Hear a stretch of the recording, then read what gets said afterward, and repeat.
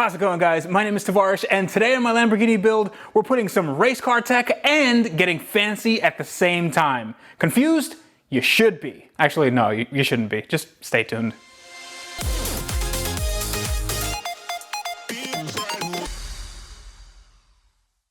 So for those of you new to my channel, thank you so much for joining us, and I hope you guys like it. Subscribe if you like what you see, and there's no reason why you shouldn't like it unless you're a clean freak, in which case, run. This is my 2008 Lamborghini Gallardo Spyder, and it's seen better days. Although it has a twin turbo, well, the twin turbos aren't here yet, it has a built engine and it has a 6-speed manual transmission, also not pictured here.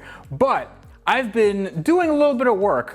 You can see that in my previous videos, and I have taken this engine out, not completely out because frame rails are just a little bit too narrow.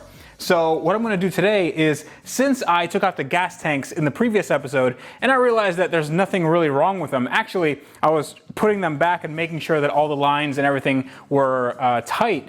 That's why I'm dirty right now. We're going to be putting the engine back, but before that, we're going to do something special to the surroundings of the engine, because as you guys can clearly see, the engine bay, although it takes up the back half of the car, it is a little bit tight. This engine is very wide, and the fuel tank placement, not exactly ideal. I mean, it's ideal if you want a good handling car because there's one tank on either side, but it's not ideal if you don't want the car to burst into flames if something goes wrong. Now, this car actually did burst into flames, and it was because of fuel, but it's not because of the inherent design flaw. And the inherent design flaw is just that the fuel tank is really close to the hot exhaust manifolds. Now, the exhaust manifolds, they sit literally 2 or 3 inches away from the fuel tank, and the only thing keeping them from igniting the hot fuel are these heat shields. Now, the heat shields do a pretty good job. They are good, they're thick heat shields, but I think we can do a little better. I'm gonna have to use something that they used, well, back in the 90s, but it was for the fastest road car of all time. Now I'm talking, of course, about the Mclaren F1. It's a personal dream car of mine, and I do know that some of you are gonna say that it wasn't the fastest road car of all time. It was the top speed champion for more than a decade. It's more than the Bugatti Veyron has been around. So I know that the Veyron and the Chiron and other cars have beat it since then, but it still was a powerhouse of performance. And they did a few things in the engine bay that set it apart from other cars. And that's what I want to do to my car today. Now, one thing with the Mclaren F1 is that it generated a lot of heat. Everything was very, very tightly packed. It was built to have a really good power to weight ratio. But since everything was so tightly packed and that engine got quite hot indeed, just as I'm sure my engine will, they did something interesting. They introduced 24 karat gold lining for the engine bay. And what that did is, gold is a really, really good heat reflector. And it reflected all that heat and it saved the carbon fiber. Now, gold can also do different things, like if you don't want heat to go on, say, a fuel tank, that would be really good to have. If you don't want heat going into an intercooler or something like that, that would be a really good thing to have in, let's say, tape form. Thankfully, the guys at DEI have made such a product. Now, there are products on the market that are pretty much exactly the same thing, but way cheaper.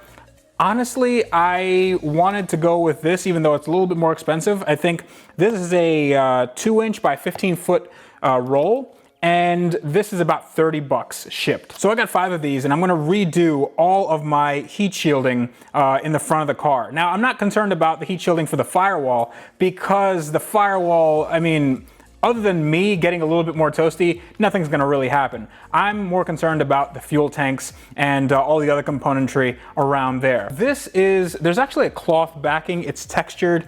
It's actually pretty cool. The Chinese made ones, I suspect that they're just like painted aluminum tape.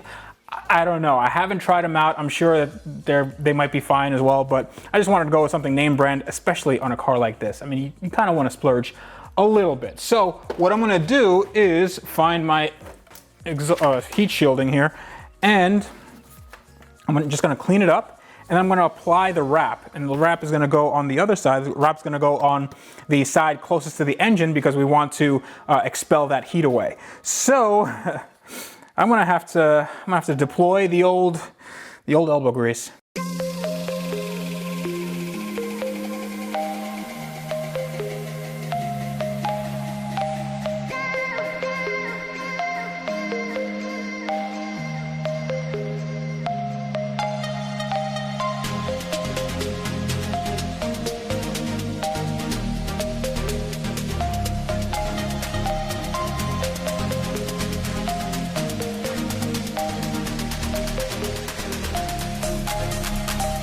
And take a look at this. This looks really, really cool. So the idea behind this is that it can reflect up to 80% of the heat coming in. And the aluminum that was here, I don't think it can hold that claim. This looks pretty good. This looks very McLaren-esque. And this is legitimate race car stuff. So a lot of race car shops and teams, they use this stuff to do exactly this. So I figured my car is sort of kind of a race car. I mean, it is going to have a ton of power and it's going to have a ton of heat, but I really want to see how this looks. Now, I did end up having to use the entire roll. So just this one panel cost about 30 bucks to do. After all, it is gold. This is actual gold that they put into this stuff. And it is quite expensive. If you want to do like a kind of a large space, that's going to cost you maybe a few $100. So yeah, this stuff can get expensive fast. That's why I'm only doing a few panels. I'm doing one like this and a few other ones around the engine bay. Maybe I'll wrap some other stuff, not just the heat shielding, but I might wrap some of the frame, maybe some of the intercooler piping. That's going to be coming up in later episodes. But for now, let's put this on and see how she looks.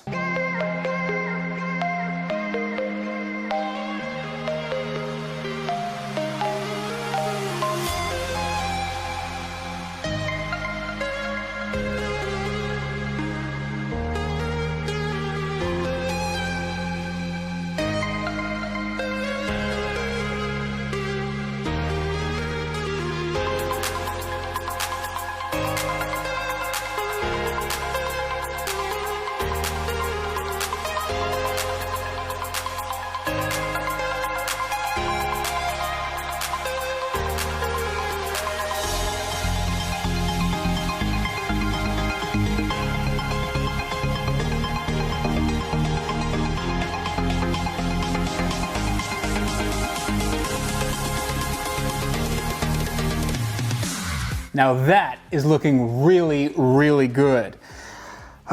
So the issues with these cars is that sometimes they get a little bit hot under the collar. And this is gonna go a long way to protecting that. Now I have redone some of the fuel lines. I have basically simplified the fuel system from the tank. So the tank is all done. I do have an AN line going from the return.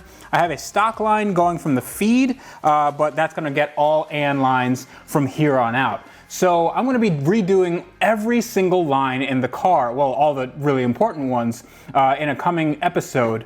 But right now, what I wanna see is, I wanna see this engine kind of go back into its home, because that's where it deserves to be. So I am just gonna get it back onto its mounts, hopefully, and then we should have this engine situated, and then I'm gonna clean it up, and again, in the next episode, but I definitely wanna clean this thing up so it looks every bit of the exotic engine that I know it is.